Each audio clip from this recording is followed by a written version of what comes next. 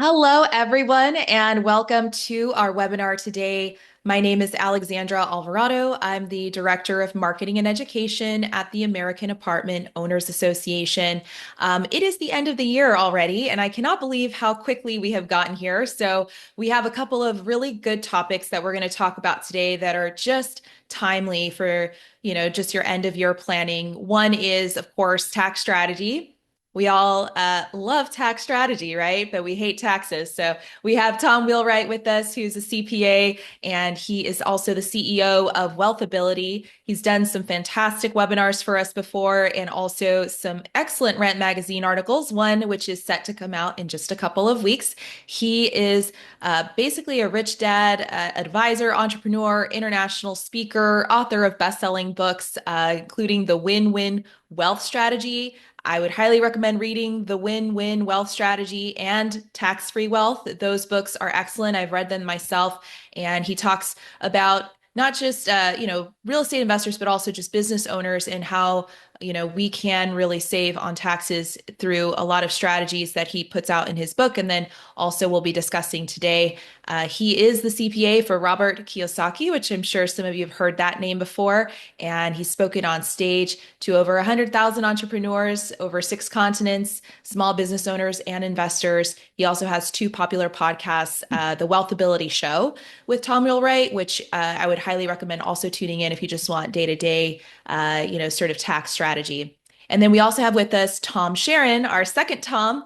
He's the VP of and he is leading the product development and association partnerships with us for Mastercard, which we'll be talking about today. He focuses on real estate related businesses, working with landlords, realtors, property managers, hotels, and more. And he's been working closely with AAOA members to make sure that our AAOA World Elite Business Mastercard is actually meeting your needs. And so we'll be talking about that at the second half of the presentation. We will have the ability for you all to enter in some questions for us. So if you want to use that Q&A box, we'll take a look there. Tom Wheelwright, CPA Tom, he's not going to be able to stay for too long, but we will send over the questions to him if we're not able to get to them. And then we will make sure that we follow up with any other questions that you have for Tom Sharon as well on this actual webinar. We are recording this. You will receive it tomorrow via email with all of the details.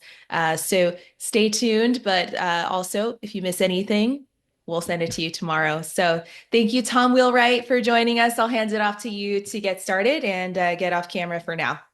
Thanks, Alexandra. And pleasure to be with everybody today. It's always fun for me to talk about tax strategy. I've been doing this for 45 years.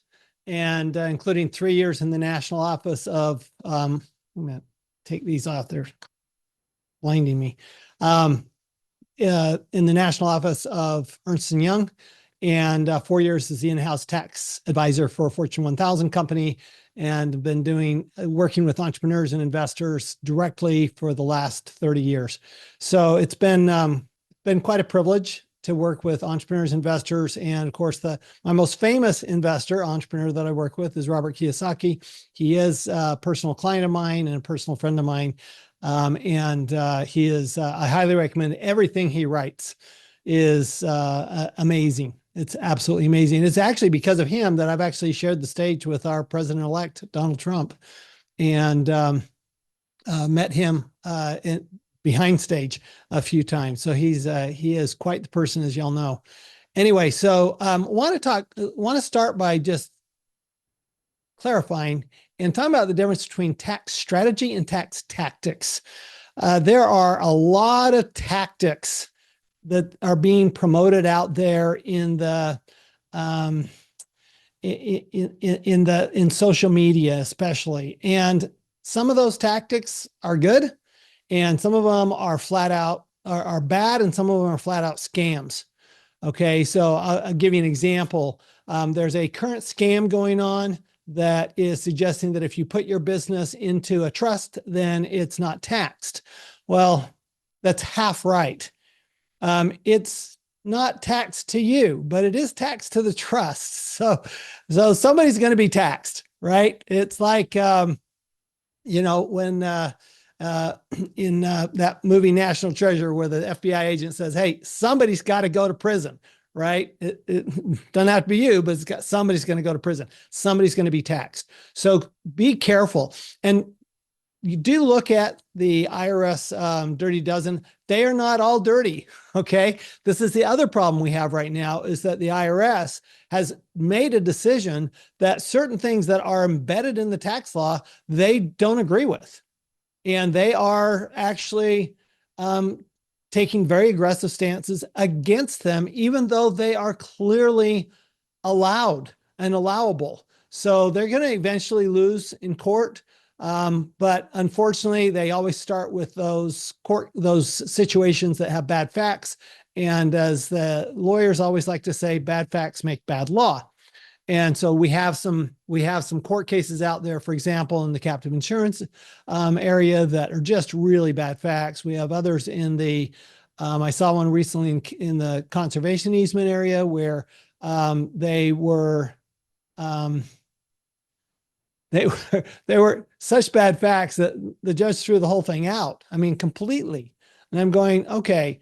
But on the other hand, the IRS is backing off somewhat on the penalties and the tax associated that. So they're doing better deals on some of these because, one, they've got too many court cases, and two, they're seeing that there's obviously legitimate uses. I mean, both of these are things that are right in the tax law. Now let's talk about real estate, because real estate, as I talk about in both tax-free wealth and win-win wealth strategy, is probably in the US the single best way to reduce taxes and build wealth at the same time. And I want to distinguish, by the way, real quick, tax-free wealth from win-win wealth. Tax-free wealth is all about just reducing your taxes. It's a lot of tactics in there. It starts with rule number one, which is it's your money, not the government's. And keep that in mind. We have to remember it's our money. There are people who think it's the government's money, and whatever you get to keep is at the grace of the government. That is false. All right. Remember, we have not always had an income tax. Only since 1913 and the 16th Amendment have we had an income tax. The win-win wealth strategy is about investing, and it's about tax-favored investing, where we actually not just reduce the taxes on the money we invest, but from the money we invest. And I go through 7 investments that the government will pay you to make. And the first and most important is business. The third is real estate. And so highly encourage you. And if you want to really, if you want to talk to your friends about why you're in real estate, you give them this book and say, read chapter 3, and it will explain why we're in real estate. And while you're at it, have them read chapter 9, which is about a client of mine. Some of you may know him, Brad Sumrock, who teaches multifamily investing and who actually used real estate and used the tax benefits from real estate to pay for his new Ferrari. And it's a pretty interesting case study, and it's kind of fun. Nice idea to have the government pay for your Ferrari. So let's talk about, I'm going to talk about a couple of tax tactics, but I also want to talk about tax strategy. So what's the difference? First of all, tactics are ideas that you can use to reduce your taxes, like one-off, right? For example, paying your kids, right? Great idea. Get your kids working in your business. They've got a $14,000 standard deduction. So the first $14,000 that they receive from you is tax-free, and it's deductible to you as long as it's they're doing legitimate work at a legitimate price point. Okay. So that would be a tactic. It's not a strategy. It's not a plan of action. It's just a tactic. Or, like the conservation easements, that's a tactic. That's certainly not a strategy. What's a strategy? Strategy is a long-term plan of action that is holistic in view. And so when we're looking at the year end, I see a lot of tax tactics going on this time of year, particularly with the variety of tax advisors that are out there, from enrolled agents to CPAs to airline pilots and attorneys and everybody else that are holding themselves out as tax advisors. By the way, you want to really look carefully about who you're taking advice from. Chapter 23 in Tax-Free Wealth actually talks about how to find the right tax advisor. But remember that just like doctors, you want to go to the right tax advisor. And it's very important that you have a good understanding yourself. It's not enough to have a good tax advisor unless you're really wealthy and you can just hire very expensive tax advisors, frankly, like me. So instead of just looking at tactics, which I see so much, I want to look at that strategy. So strategy, we're not just looking at year end here. We're not just looking at even the next couple of months. We're looking at your lifetime and beyond. So we actually take into legacy into account. You're building a legacy in the real estate, especially you're building hard assets. They're not going to run out, right? It's not like you're in oil and gas. I had a buddy of mine yesterday who's in the multifamily real estate business. And he said, tell me about oil and gas. I keep hearing all these great returns on oil and gas. I'm going, why? It's a depleting asset. It's, yeah, good returns now, but what happens when the price drops the minute Donald Trump takes office?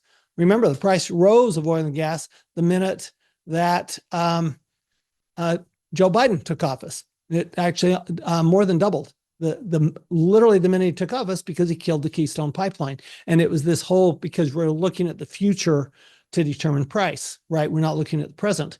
So real estate is just it's a great legacy asset. It's an absolute great legacy asset. And of course, there are great tax benefits from real estate. So as we're getting towards year end, what are some of the things you need to do within your strategy that you can execute now? And that's really the question. So that strategy is that long-term plan of action that you need to sit down with your tax advisor, develop it, include, what's going to happen when you die. It's going to include, your charitable intent. It's going to include your businesses. It's going to include your family. How do you work with your family? And how do you actually use, like paying your kids or your parents? By the way, those are a couple of your quick tactics. Most of those tactics, frankly, you can just find in Tax-Free Wealth. You don't need a tax advisor for. But the strategy, this is what we use advisors for. So now let's look at some of the aspects of your tax strategy that you could do between now and the end of the year. Of course, the most important one is actually closing on that real estate that you put some money down on it, and you're looking at, okay, can I close by the end of the year? Now, here's why you would particularly want to close by the end of this year, assuming that you find it, you've got the right piece of real estate. That's, by the way, I always say, never let the tax tail wag the investment dog.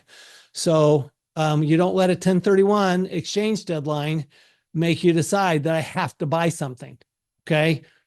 No, what the tax law does is it actually increases your rate of return, right? It'll increase your rate of return, but it will not cause the rate of return. It will increase the rate of return. And so you want to make sure that you've got a good rate of return without taxes. And again, in real estate, a lot of your tax deductions are going to be temporary, like depreciation. Now, we can turn temporary into permanent. I actually talk about that in Tax-Free Wealth, where we talk about the buy, borrow, die strategy. And we can do that. But looking at the end of the year, so buying that real estate. Now, why do we want to close by the end of the year? First of all, we don't get depreciation until we place the asset in service. And depreciation, of course, being the best tax benefit of real estate. And we have 60% bonus depreciation this year on any part of the property that is under 20 years. So that's land improvements and the contents of the building. And which, by the way, includes landscaping. And 40% next year. Now, here's the caveat on that. We have major tax legislation coming next year. I believe we're going to get 100% bonus depreciation next year. That is my prediction. Now, will it happen? Here's the big question. Will it be retroactive to the beginning of 2025, Or will it simply start once they announce it? Now, I would argue they've announced it already. However, you've got this is a tough one, right? And then the question is, okay, if I'm selling a property, do I do a 1031 exchange or do I do a bonus depreciation? And I will tell you, at 60% bonus depreciation, it's probably a good bet that you're better off taking bonus depreciation, because here's why. The depreciation offsets, that's assuming you have other income besides your real estate business. And the reason is because bonus depreciation or depreciation in total offsets ordinary income. That's your highest tax rate. Whereas when you sell it, it's capital gains, or most of it should be capital gains, depending on how your tax preparer reports it. So be careful about your tax preparer as well as your tax advisor. And do they report it as recapture, or do they report it without recapture? And there are certain requirements, but there is some leeway there. And there are actually some pretty good arguments that pretty rarely, unless you sell a project within a couple of years, pretty rarely should you have significant recapture. Now, even the recapture you do have, say, on the improvements, that's where you'd have the major recapture. It would typically be recapture at 25%, not recapture at 37% or up to 37%. So make sure you run the numbers. This is, to me, one of my big rules is always run the numbers. This is why I would never use, if you're a serious investor or entrepreneur, I would never use an enrolled agent or other non-CPA to handle my taxes. And that's because CPAs are really good at the numbers. And you need to understand not just the law, which EAs can be, depending on the EA, can be very good at the law. Attorneys can be good at the law, but attorneys especially are terrible with numbers. So I would not go to an attorney for my tax advice. Why? Not because they don't know the law, but because they typically do not, they're not day-to-day running numbers. Myself, I run numbers every day. Okay. I am speaking around the world. I am doing a lot of writing and doing a lot of podcasts, but I still run numbers for my clients because I do have clients at my CPA firm. And then I have a franchise of CPA firms, and I'm teaching them what numbers they should be running with their clients. And of course, they handle clients that are, they're much less expensive than I am. And they're handling the typical investor and the typical entrepreneur client. So be sure that, if you don't have a strategy, that is a long-term strategy that is a very holistic, make sure you do that. Make sure you do that, and that you're very open and honest with your CPA about everything that's going on in your life, not just tax-wise, but what's going on in your business, your investments, your family. It all works together. And then at the end of the year, here are some things that you can absolutely do.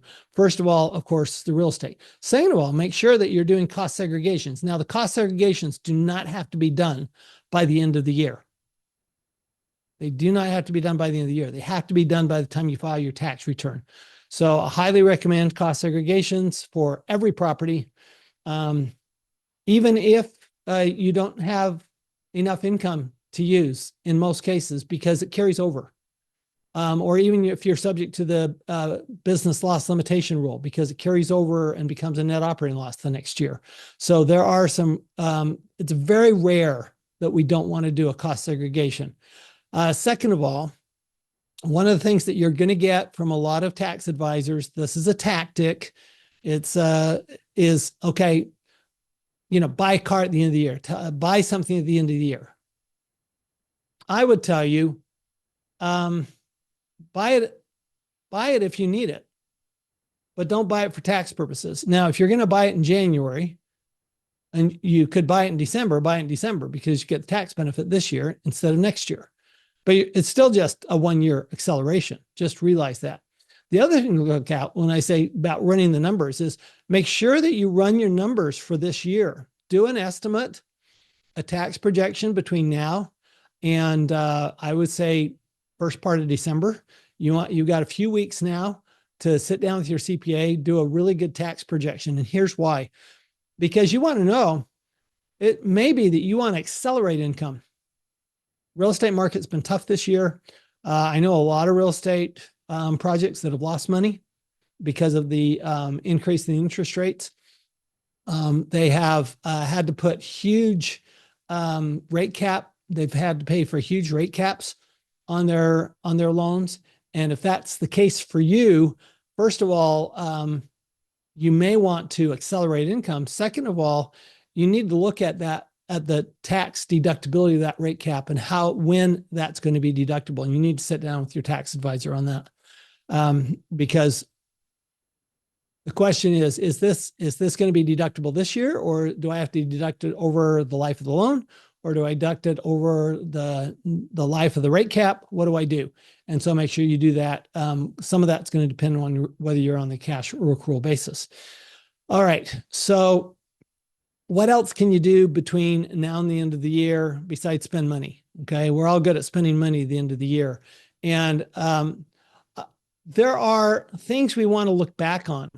So one of the things I find is as entrepreneurs, investors, we're not always keyed in to our numbers and the details. We let our bookkeeper, our accountant handle that kind of stuff.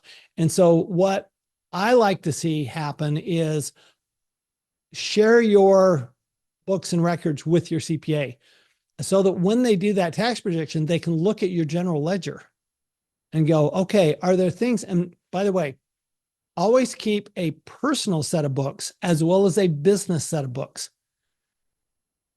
Sometimes what I find is tax deductions in the personal set of books because we spend money on things that maybe our bookkeeper has classified as personal when they may in fact be business.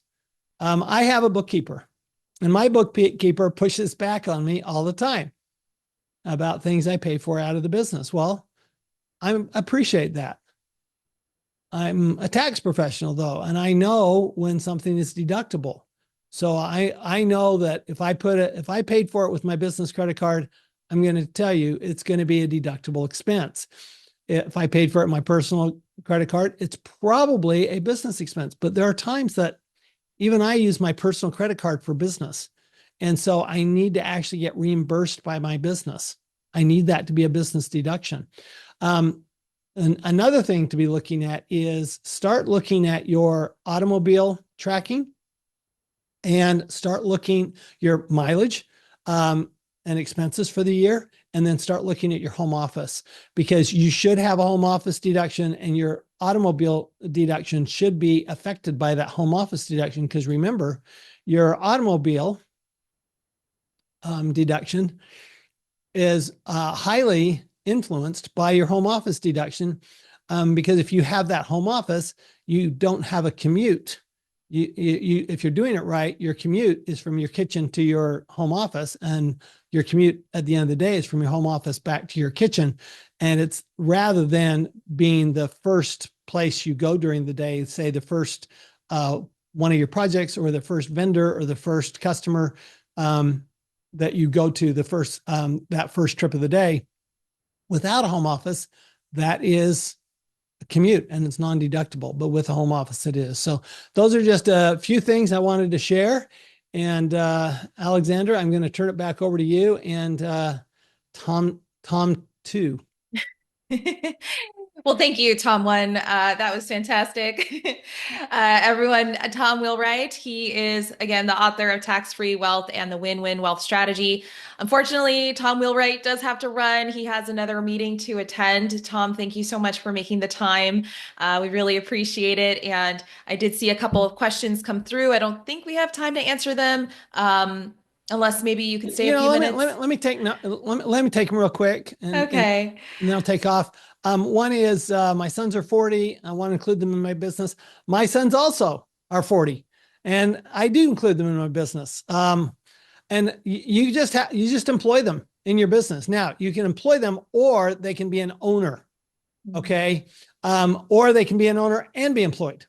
right? So there are some different opportunities depending on their situation. So my sons are both owners and employees. Okay, so that's sit down with your tax advisor, though, take that holistic view. The second question is, can having multifamily properties be considered a business?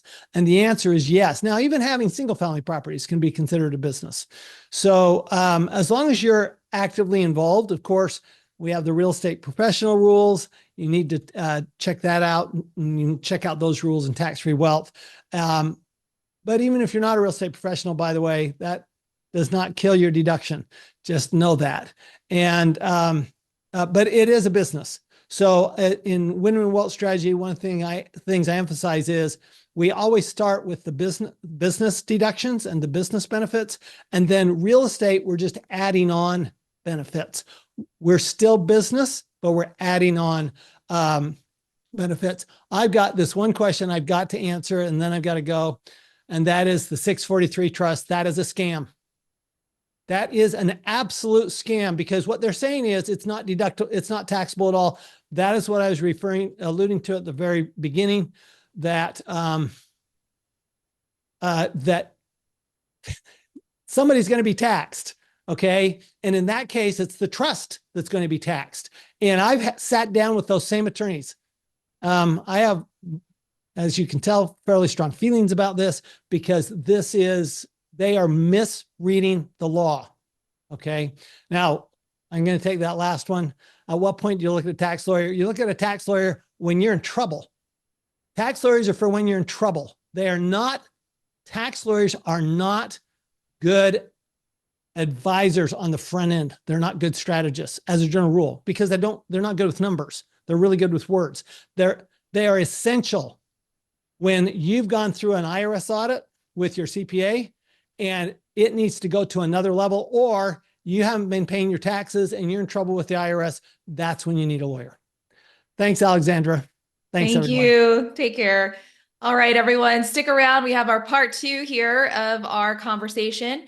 And just to give you all a quick reminder, I'm not sure if you read it in the description, if you do stick around until the very end and you apply for and get approved for Mastercard, AAOA's Mastercard, you get entered in a raffle to win $100 of your first Mastercard purchases completely covered. 3 of you will win it. I'm telling you right now, we have 95 people on this webinar, so 3 out of 95 is pretty good chances, if you ask me. So stick around to the end so that you can get entered to that. And we also have another offer that will be available to everyone as well for just being on this webinar. So you don't lose if you don't stay, but you could win if you do. So Tom Sharon here, the VP of Finance at Affinity, is going to talk a little bit about some of these cash back strategies. So these combine really well with the tax strategies that we were hearing from Tom Wheelwright. This is why we've kind of combined both of this. I think both of them together is a very powerful method for you to really accelerate your business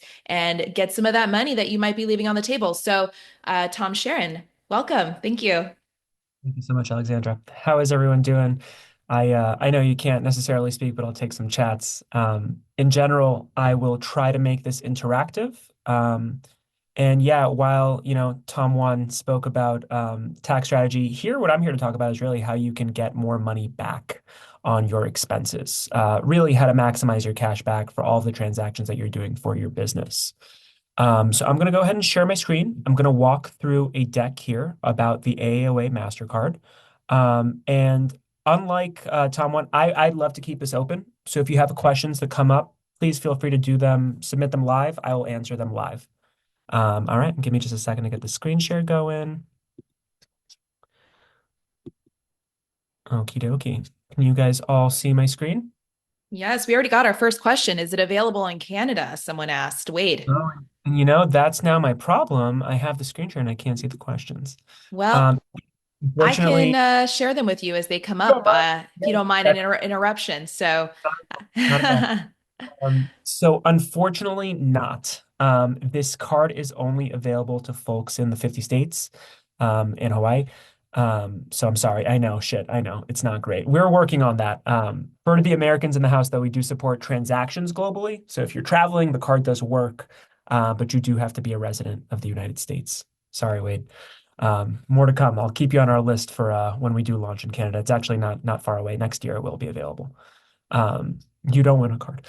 All right. So moving on. So the point here is how can business owners, how can landlords, how can anyone in the real estate industry ultimately optimize your finances and basically get more money back whenever you spend? Um, we designed this AAOA Mastercard here in partnership with the AAOA as a card tailored for landlords, property managers, anyone who owns any sort of real estate. Um, the primary benefit of it is that it's built for you. It'll just get you more of your money back whenever you are spending. This is me, you know who I am, going to pass through that. And what I want to emphasize here is that this can be a fairly significant driver for a bottom line. We see a lot of folks, and I talk to them all the time. They're like, oh, I didn't even, whether I didn't consider myself a business and therefore I didn't get a business card, or I spent on my personal card, or I ACH everything, debit card, whatever it might be. And it's just, and every single time I just say, well, like, why? You're leaving money on the table that is valuable, and can make a material impact for you. And that's sort of what we're going to dive in on. I am going to get to the card last. I'm going to ask sort of a couple of open questions here, and I'd love to hear from you all because it's going to lead into exactly why this could be of benefit to you. So number one, let's talk a little bit about expense tracking. How much time would you say, and you can feel free to respond in the chat with A, B, C, or D here. How much time would you say you spend tracking and reconciling your business expenses every year? And I hope it's not A, but I fear that it might be for some. I'm going to pop open the chat so I can see. But feel free to just type it in the chat, anyone. C, yes, that is a lot. D, yes, that is a lot. D, keep going. I'll keep it up for 30 seconds. B, 1 to 3 hours. D, yeah, D sucks. Sorry, Cassandra. 1 to 3 hours. Yeah. Okay, so I'm basically getting the vibe here, which is that for the majority of folks here, it seems to be C or D. Which is unfortunate, right? And a lot of the times what we see is that people are doing it by hand as well. So what can it look like? Let's just say, what happens when you are not doing it well? Well, missed tax opportunities, which is what Tom W. or Tom 1 was talking about. But besides that, I'm sure you all know how painful it is, right? It's the manual data entry that drives people crazy. It drives me crazy.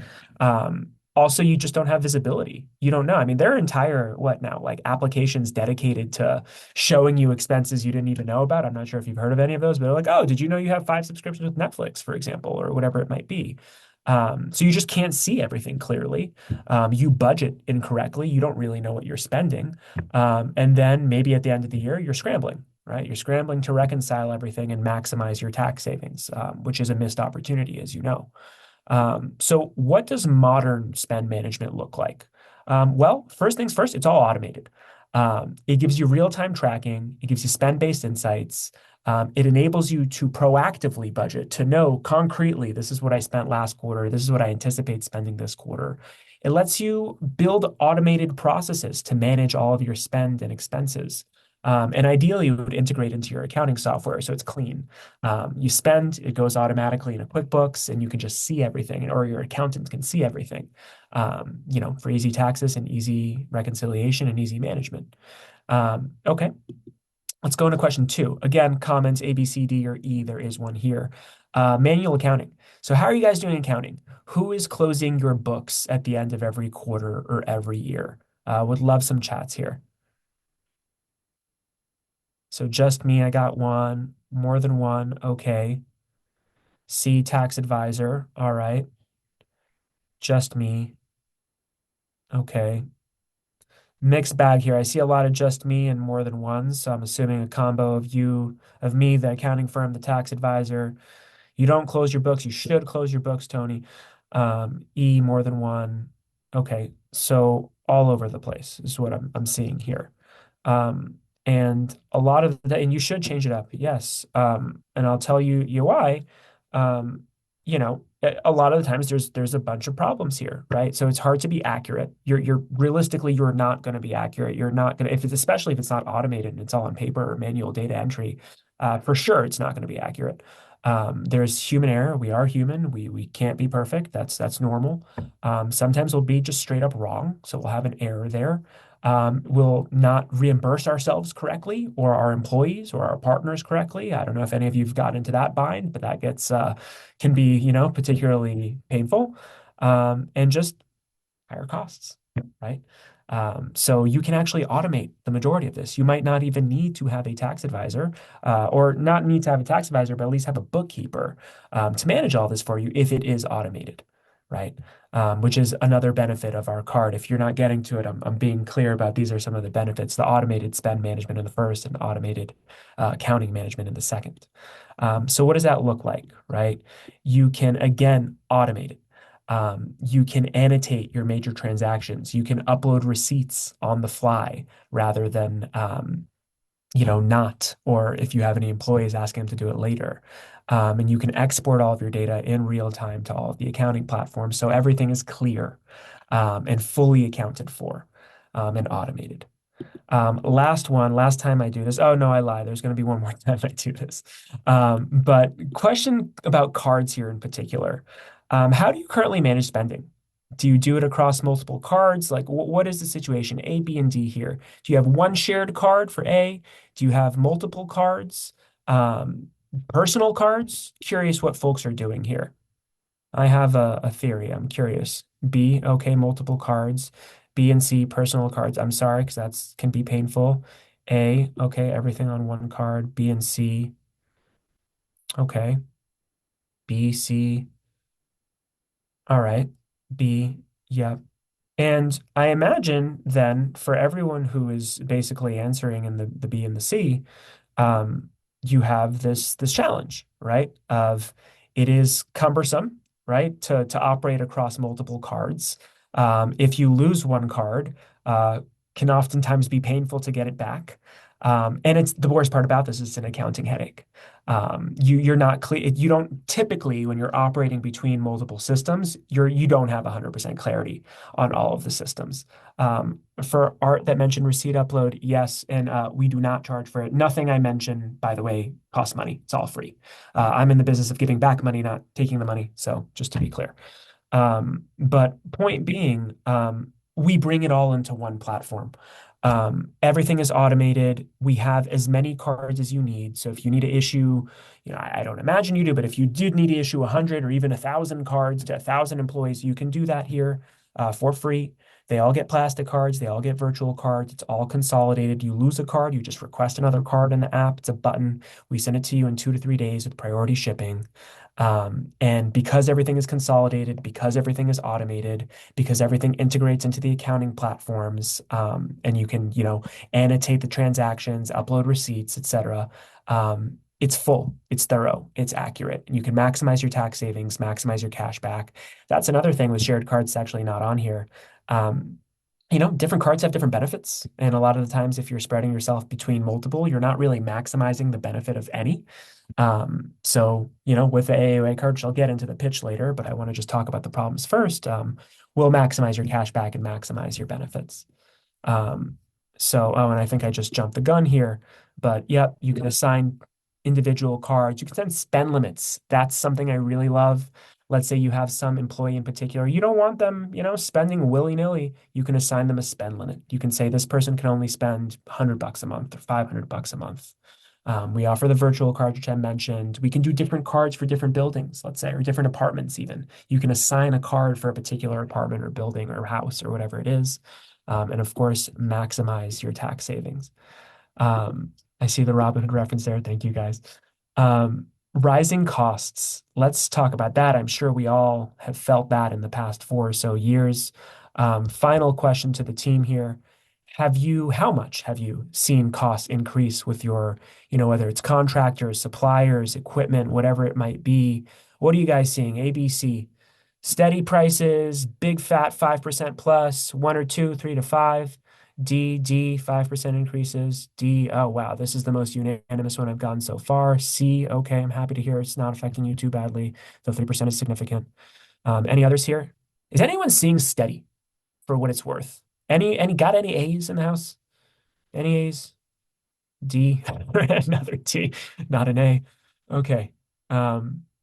Sounds about right. I think this is something that we are all feeling. Um, and, how does that affect your business? I think this is a fairly obvious point, but I like to flag it. Well, you're either buying less real estate, you're either putting crap into your existing real estate, which your tenants don't love, and your future tenants are not going to appreciate when they want to rent the place, or you're just charging more, right? You have to make it up somewhere, which is unfortunate because more often than not, that comes at a cost for your growth. So finally, what we are here to actually talk about is the AAOA Mastercard. So we have partnered with the AAOA to build a card designed for landlords and property managers. Let me start with the fact it is free. I don't charge anything at all. This is unusual. Most of these other cards are charging you annual fees. We do not and will not charge an annual fee. Most other cards, will typically give you like I'm looking at like Amex here on the face. Amex, we all know, costs money. Um, they give you good stuff on flights, and I get it, and everyone loves their flights. We give you money. We give you cash, like actual dollar bills. We think that's the highest benefit that we can provide to a business owner. Um, no fees. The highest cashback. I was talking about Amex's cashback. Typically, they're about 0.7%. So people don't really know that. It's buried in the fine print with Amex. Like, yes, they're great on the flights. Okay, I can't beat them on the flights. Fine. But you can take the cash back that I give you and buy the flights, which equates to about 0.7% of your transactions, and you'll still have another, 1.4% left over. So buy your flight with the money and then buy, I don't know, your husband a gift, your wife a gift, your child a gift, whatever. You have extra cash or reinvest it into your business, right? Um, so 2.1%, that is an industry leading cashback percentage. No one, go find me somebody that offers you that. No one offers that. So top of the line cashback. What's particularly interesting though, for landlords and property managers is the 5% back on insurance repairs and maintenance. So I'm not going to give you cash back on flights. I'm going to give you cash back on what you spend on, whether it's insurance, whether you need to hire a contractor, maintenance. People always ask me how this works. As you might imagine from everything I've said so far, it's all automated. We can tag these transactions on the back end. We can tell which vendor it is and what category code they come in. It's just all automated. Take our word for it. In the event, which is highly unlikely that we miss one, you just tell us, hey, that actually is one of my vendors. We'll just manually tag it as such, and then moving forward automatically, you'll get the 5% back. But we're not stingy with this 5% back on anything relating to your business. For signing up, you get a $500 sign up bonus. And again, no annual fees, which is unusual. We've worked very hard to build a card dedicated and built well for, landlords, property managers as well, and really anyone in the real estate industry. And that's what this card is. So if you are interested in it, you can apply on AAOAcard.com. Application process is quick, takes about 2 minutes, 3 minutes, or something like that. As Alexandra mentioned, you are eligible. First $100 of your spend on me for 3 people in the room right now. And yeah, does the offer expire? I should say yes. But what I'll do is I will mark everyone in this room for a week. And let's just say we can't keep it open forever, but I'll mark everyone in this room here for a week. And if we see any of your names come in within the next week, I'll even say till next Friday. Till next Friday, although can't imagine you doing this on Thanksgiving. We'll opt you into the raffle and do it. Um, and I just want to see if there's any other questions here in the chat. Many businesses are charging a customer to pay the card charge fee. Yeah, I mean that is a thing. Yeah, some people will do the pass the surcharge on to you. That is unfortunate. I can't stop them from doing that. Um, there's actually regulation going into place to stop that from happening. But I can say, and anyone that does accept credit card and doesn't charge you a fee, you're making that 2.1% back. Insurance is going up like crazy. Yes, 12 to 15%. Wow, in California, Jesus. Would category like utility and taxes fall under utility and taxes would qualify? We would categorize that as maintenance on our side. So yes, you're good on that. I'm saying, imagine getting all that with 5% on top of it. Yes, exactly. The website again is AAOAcard.com. It's there at the bottom. I'm just going through all of these. The Frozen Experian account, you would need to unlock it. That's something our underwriting team would follow up with you about. I would just submit the application. Once our underwriting team starts like checking out your credit, they'll probably shoot you a message being like, "Hey, would you mind unfreezing for 24 hours?" And then you can freeze again after the 24 hours. I too have my Experian frozen for what it's worth. Foreign exchange fees. Yes, there is a foreign exchange forex fee. Like, are you asking international transactions, or what exactly is the question there?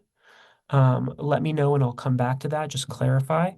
Point of contact. I will be for everybody in this room. Yes, any issues, I will be your dedicated representative for all things moving forward. There's a chance I'm not in the office and one of my teammates has to respond, but generally speaking, yes, it will be me.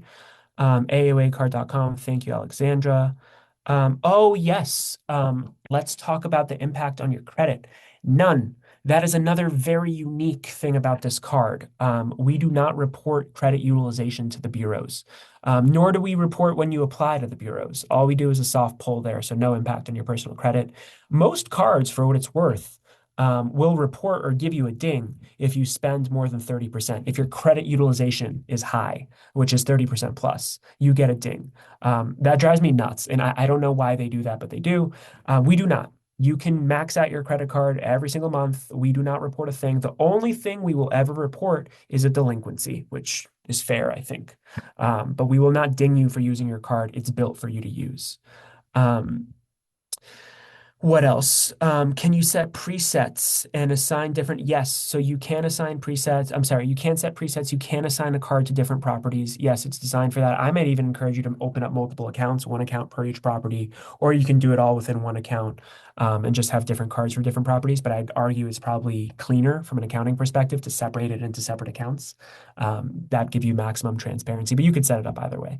Bookkeeping functions, yeah. So I mean, it integrates into QuickBooks, but we do give you this, spend management and expense management. You can see all of your transactions very clearly. We give you insights, we give you reports. You can add memos to all your transactions. You can add receipts to all your transactions. And typically we see folks integrated into QuickBooks and it all just pipes in there. Um, do you give anything off for Duke energy bills? I don't know that offhand, but I do think that would qualify for the 5%. If you apply and see that we don't, email me and I'll make sure that it does, on Duke energy bills, Judy. 5% back on taxes. Is that what you heard? No, I don't believe I mentioned the taxes. It'd be insurance repairs and maintenance. So not on your taxes, but you would get the 2.1% cash back on your taxes, which I think is still pretty good. It's actually funny. It's not the first that great minds.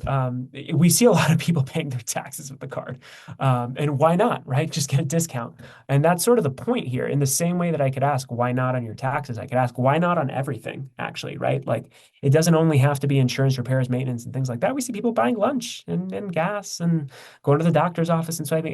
Anything. We're not going to tell you what you can and can't use your card for. I'm sure as apartment owners, you know the line gets a little blurry there sometimes. We see folks using this card for everything. And we support that. And we will give you that 2.1% cash back with no questions asked. The 5% is reserved for anything that's categorized by Mastercard as insurance repairs or maintenance, but still, you're getting cash back on everything. It is a business card, Lillian. Material purchases, yes, materials do qualify for the 5%. Yes, that's repairs. Um, International transactions, yes, there is a fee on international transactions. I believe it is 2%. And transparently, that's just because it costs us near 2% to do it ourselves. So we just have to pass that on. But yes, 2% fee on international transactions. Minimum charges in order to obtain the 500. But yeah, there is the minimum charge. I think it's, what is it, $25,000 spent within the first 3 months to get that extra cash back. That 2.1 though is unlimited. You don't have to from transaction one. That 5% on anything insurance, repairs, maintenance. 500. That's the asterisk on the 500. It is. It does have to be a certain spend amount. Monthly office rent. I don't know that off the hand, Linda. I'm not sure that that would be eligible for 5%. It would be eligible for 2.1% though. Here, if I open multiple accounts for multiple properties, wouldn't that impact the line of credit being approved? I mean, no, we would give you the line of credit necessary for each business, and we're actually quite friendly with lines. So you tell us what you need, and so long as overall your business has capacity to support it, we're generally pretty friendly with that. I would encourage you to apply and see what we can give you, and just tell us up front, I'm looking for X line. And generally, we're pretty cooperative with that. Um, no Quicken integration, Rose, but QuickBooks, yes. But I've been hearing about Quicken again and again and again. Maybe it's something we should look into, but QuickBooks, yes. Insurance or only landlord insurance. It would be, you know what? Actually, I'll just tell it to you. I think that's going to be a good hack for you. I think it's actually any insurance because the way that our system does it is, again, it goes off of that merchant category code, and insurance and landlord insurance would probably fall under the same code. So yeah, 5% back on insurance. Yeah, that I guess that would be your personal. I'm not going to stop that from happening for you. Too bad on the taxes. I know, David. I know. And the 2%, yep, a wash. Fair. Um, Fair enough. You get 2.1, so you get the 10 basis points of delta there. But yeah, I hear you. Not perfect. Um, Anything else? Home Depot would count as 5% off. Yes, it would. That's like a prime one.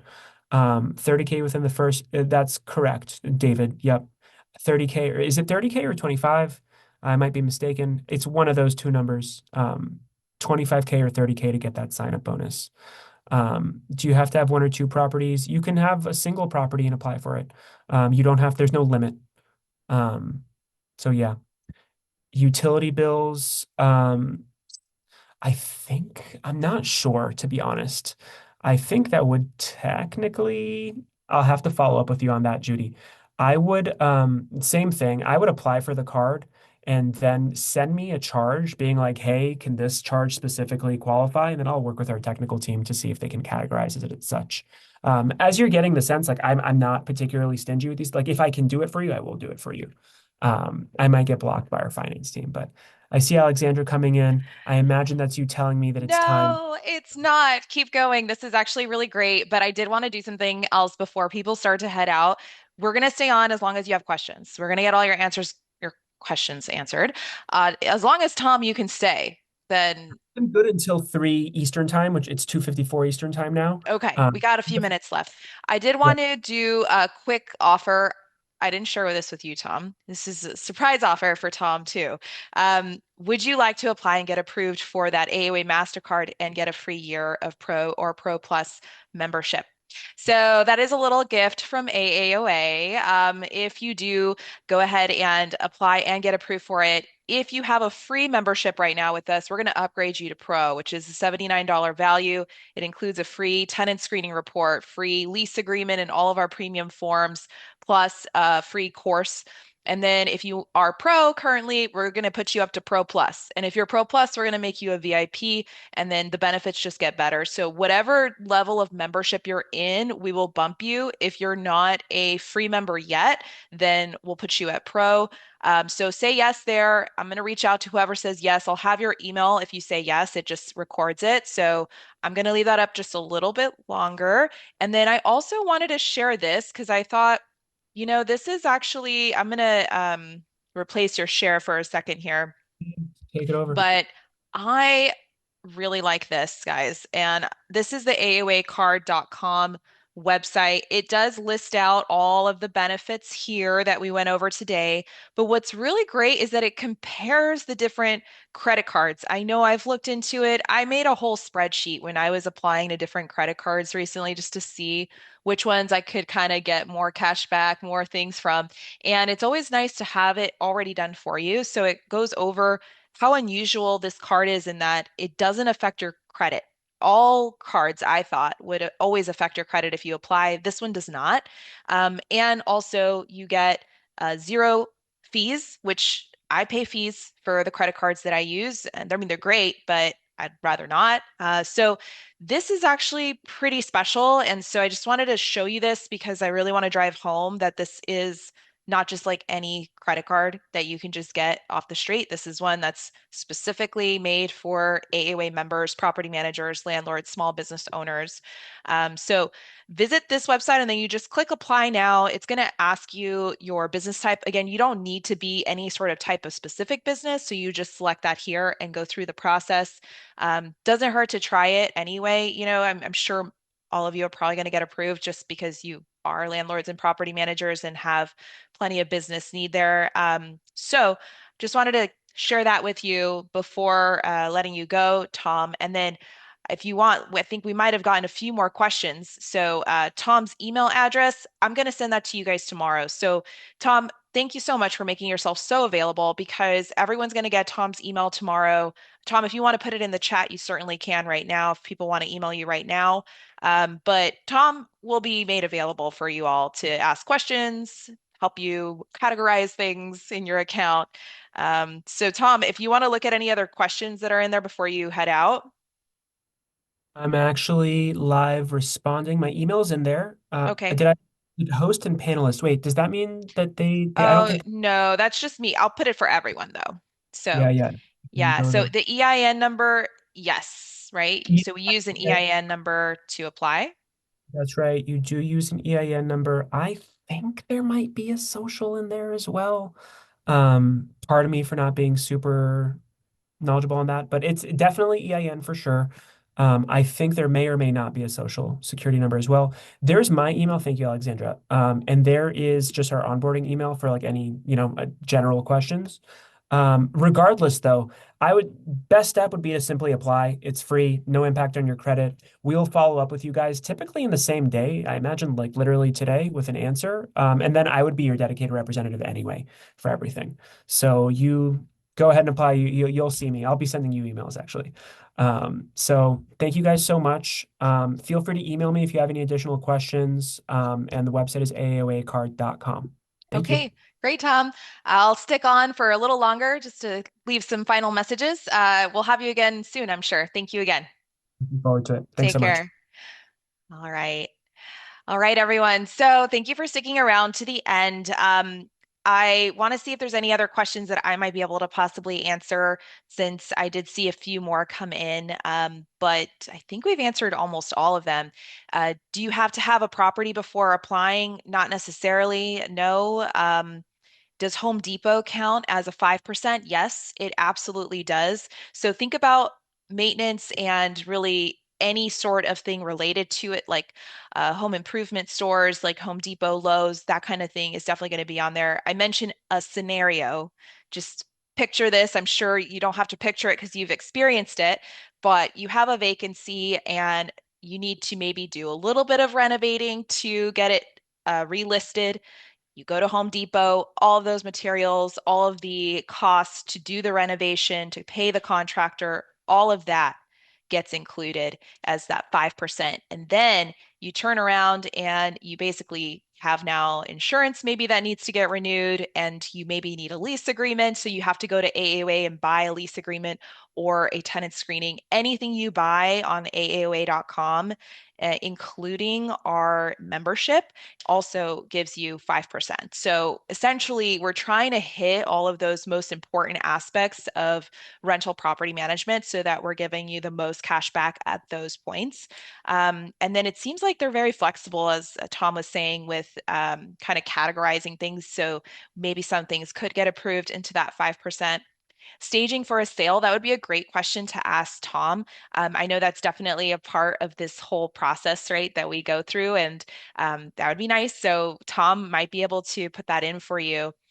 So we'll be notifying you on who the three lucky winners are. I believe we had close to 90 people at the time that we finished here. So we'll let you know who the winners are. Hopefully, it's one of you.